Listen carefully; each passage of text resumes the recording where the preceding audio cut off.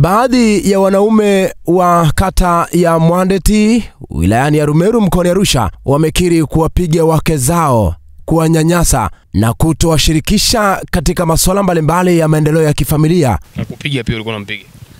Hata ilikuwa namuonea sana kweli. Wakizungumza wakati walipopata elimu ya familia kutoka katika shirika la HRNS lililo miongoni mwa mashirika matatu yanayotekeleza mradi wa Safa Tanzania, wanaume hao hawa hapa wakizungumza. Kwa majina, mimi naitwa Antoni Saitoti wa kijiji cha Engalaoni, kikundi cha Amani.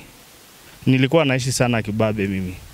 Mfano kwa haya mambo ambapo mfano kwenye umiliki, mimi nilikuwa namiliki vitu vingi ambao sishirikishi mama, wala yani sikuwa naishirikisha mama chochote kabisa.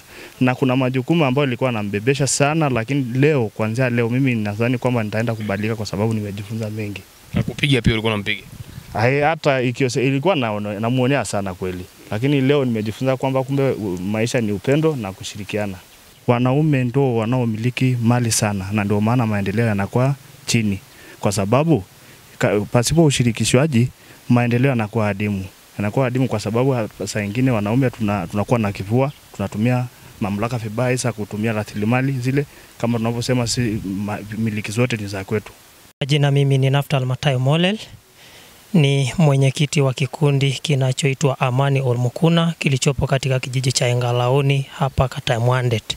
Hali ya Mwandeti kwa kweli ilikuwa chini sana kulingana na upungufu wa elimu, kwa sababu tunavyoangalia wamama wengi wako kwenye kufanya kazi ngumu na wananyanyasika, hasa baada ya mavuno, wakati wa mauzo ya mifugo. Kwa mfano, ukitaka kupeleka baba mfugo kupeleka sokoni, unaweza ukachukua tu bila kumshirikisha, hela haionekani matumizi yake ni yapi. Mfano kama kulima pia, mara nyingi huwa katika eneo letu la wakulima kwa jamii yetu ya Kimasai, unakuta hasa baba ni mmiliki wa mazao ya mahindi, mama mmiliki wa mazao ya maharage. Wakati wa kuuza mazao kama mahindi, kwa upande wa akina baba, unakuta wengine wanaenda kulewa, wengine wanakuwa wanajenga nyumba ndogo, labda tuseme kuoa familia ambazo zisizo rasmi. Unakuta matumizi sasa ya hizo fedha yanapita kwa njia hiyo. Kwa upande wao wanawake wamekiri ni kweli wamekuwa kinyanyaswa na wanaume, lakini wanaamini baada ya mafunzo waliyopata kutoka katika mradi huo wanaume hao watabadilika. Kwa majina naitwa Mary Lawrence, katibu wa kikundi cha Amani Olmukuna. Wanaume wa huku kwa kweli ni wanapiga wanawake, ni wagandamizaji, wanatugandamiza.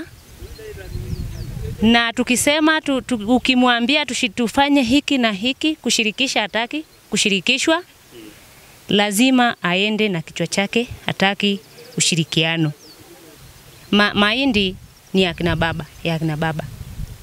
Lakini maharage, tukiotesha maharage ni ya mama, mboga ukilima ni za kwako, lakini mahindi hatumiliki.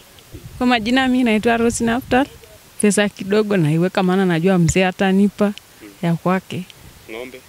Ng'ombe simsiki. Wala shamba? Shamba nalima tu maharage, lakini mahindi ya mzee na yakula. Kwa upande wa mwezeshaji wa mafunzo hayo kutoka katika shirika hilo la HRNS, huyu hapa akieleza mambo ambayo amebaini katika familia nyingi za jamii ya kifugaji katika kata hiyo. Ni Pastori Temba, mimi ni mwezeshaji wa HRNS, tunaotekeleza mradi wa Safa. Kwenye nyumba, rasilimali zote zilizopo zenye thamani zote zinamilikiwa na mwanaume. Lakini zile ambazo ni vyombo, tuligundua tu vyombo vya ndani ndio, na majiko, si ndio? Na vitu vidogo vidogo kama hivyo, hizo ndio vinamilikiwa na wanawake. Lakini nyingine zote zenye thamani zinamilikiwa na mwanaume. Lakini kwenye kuzipata wanachangia wote, lakini mwenye umiliki nazo ni mwanaume. Huenda baada hili tutegemee sasa Mwandeti inaweza kubadilika, lakini pia maendeleo yakawa kwa kiwango cha juu kwa sababu ya elimu hii. Ni kweli kabisa, tunategemea hivyo. Hatutegemei kwamba itakuwa ni 100% jinsi tunavyotazamia au wote, au mabadiliko ya tuseme ile kugeuza coin kwamba inabadilika kutoka upande huu kwenda upande huu, lakini hatua kwa hatua. Na ndio maana tumeanza na wale wana mabadiliko kwamba wataona wenzao, wataona kwao, watajifunza na wenyewe wataendelea. Yaani kuambukizana. Tunaamini ataanza mmoja atafanya, mwingine naye ataona, atafanya hivyo hivyo. waliopokea nao hata kama bila kuwafuatilia, kuna wengine wametoka hapa tu kuna kitu kimeingia ndani yao, watajaribu kuanza kushirikisha. Maana dawa ya mambo ni kushirikishana. Kwanza kuondoa ule mtazamo kwamba mwanamke anatakiwa toe chini, anaanza wawe ni sawa, kuwepo na usawa. Usawa utasababisha kushirikishana. Mradi wa Safa Tanzania unatekelezwa kupitia mashirika matatu ya DSW, HRNS na Kun Foundation Tanzania.